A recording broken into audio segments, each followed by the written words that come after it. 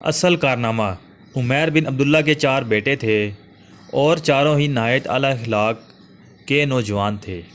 پہلے تو عمیر بن عبداللہ خود تجارتی قافلے کے ساتھ جایا کرتے تھے، لیکن بوڑھا ہونے پر انہوں نے یہ کام اپنے بیٹوں کو سونپ دیا۔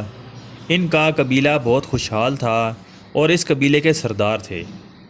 پھر عمیر بن عبداللہ بیمار رہنے لگے اور انہیں اندازہ ہوا کہ اب وہ چند دن کے مہمان ہیں۔ چنانچہ ایک دن عمیر بن عبداللہ نے اپنے بیٹوں کو بلوا بھیجا تاکہ ان کے خیالات کا جائزہ لیں۔ وہ چاروں گھر پہنچ گئے، فوراً ہی آ گئے۔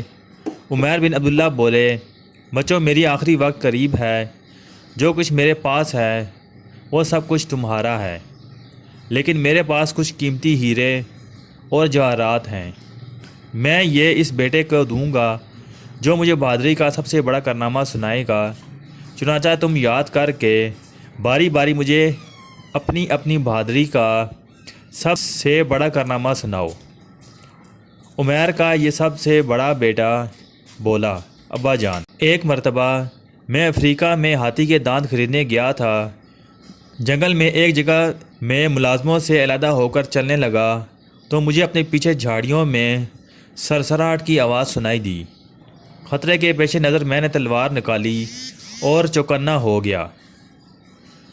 دوبارہ اس آواز کے آنے پر میں پلٹ کر دیکھا تو ایک ببر شیر نے مجھ پر چست لگائی اور میں نے تلوار کے پے در پہ وار کر کے شیر کا کام تمام کر دیا۔ عمیر بن عبداللہ بولا، شاباش بیٹے، تمہارا یہ کارنامہ حاضر دماغی اور بہادری کی ایک مثال ہے۔ میں تمہارا اس کارنامے پر بہت خوش ہوا۔ اب دوسرا بیٹا بولا، ابا حضور، میں دمشق کے بازار سے گزر رہا تھا۔ گلی کے ایک مکان میں آگ لگی ہوئی تھی۔ آگ کے شعلے آسمان سے باتیں کر رہے تھے۔ اس دوران کچھ لوگ آگ بجھانے میں مصروف تھے۔ ایک عورت چلا چلا کر کہہ رہی تھی، لوگوں، میرا 4 سال کا بیٹا کمرے کے اندر سو رہا ہے۔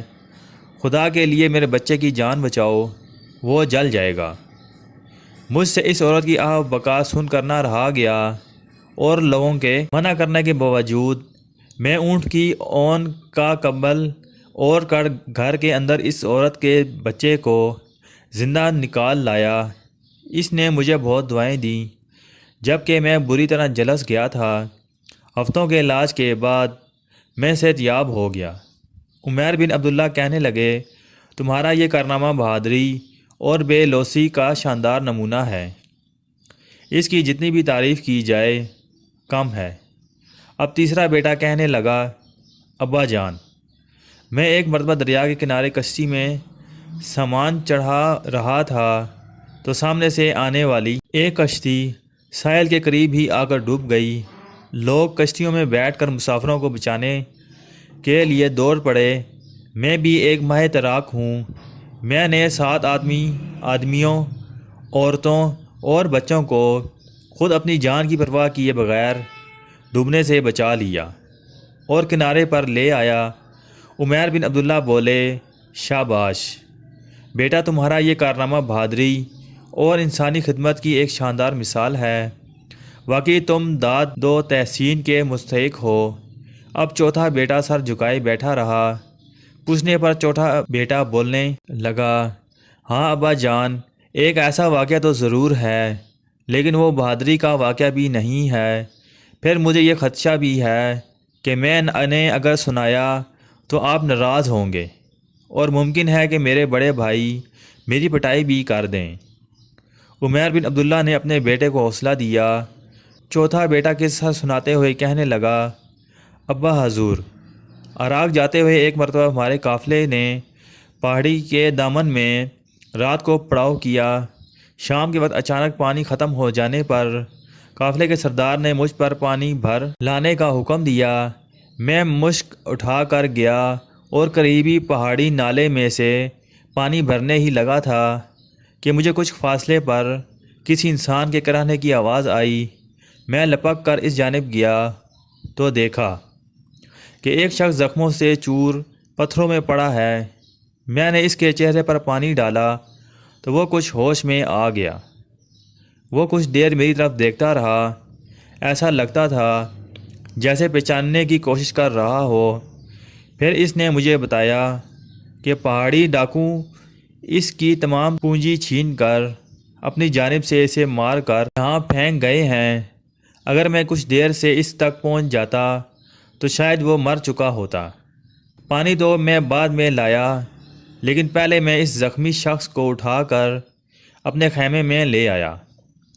قافلے کے طبیب نے اس کی مرہم پٹی کی اور میں نے اس کی تیمارداری بہت توجہ سے کی۔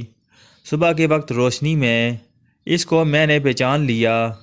وہ ہمارے دشمن قبیلے کا سردار ولید بن زبیر تھا۔ پہلے تو میرے جی میں آیا کہ میں اس کا گلا گھونٹ دوں، کیونکہ کچھ عرصہ پہلے اس آدمی نے مجھے تنہا پا کر میری مار پیٹ کرتا رہا تھا۔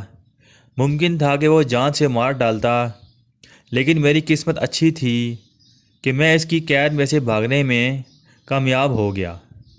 لیکن زخمی حالت میں نے اس سے بدلہ لینے کو مناسب نہ سمجھا۔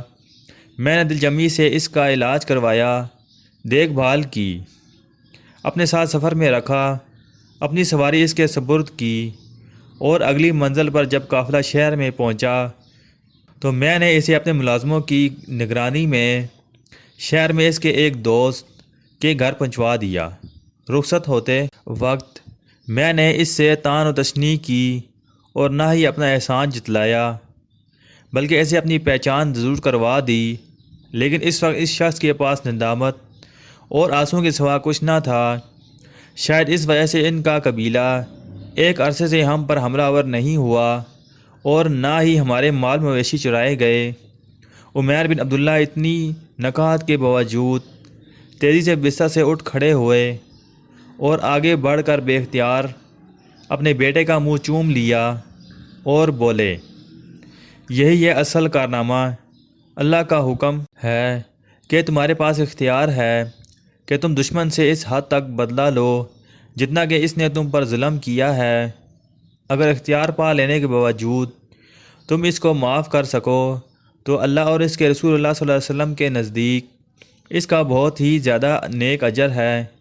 میرے پیارے بیٹے، تمہارا یہ کارنامہ سب سے بڑی بہادری کی درخشندہ مثال ہے، اور یہ ہیرے اور جواہرات میں تمہیں تحفے میں دیتا ہوں۔ یہ کہہ کر عمر بن عبداللہ نے ہیرے اور جواہرات کی تھیلی اپنے چوتھے بیٹے کی طرف اچھال دی۔ باپ کو اپنے بیٹے کے کارنامے پر بے حد خوشی ہوئی تھی۔ بیٹے نے شکریہ کے ساتھ ابا کا تحفہ قبول کیا اور ابا کے سامنے باقی تینوں بھائیوں سے وعدہ کیا کہ اس مرتبہ جب میں دمشق جاؤں گا تو اس جواہرات کو فروخت کر کے میں تم میں سے ہر ایک کو اس کا چوتھائی حصہ دوں گا۔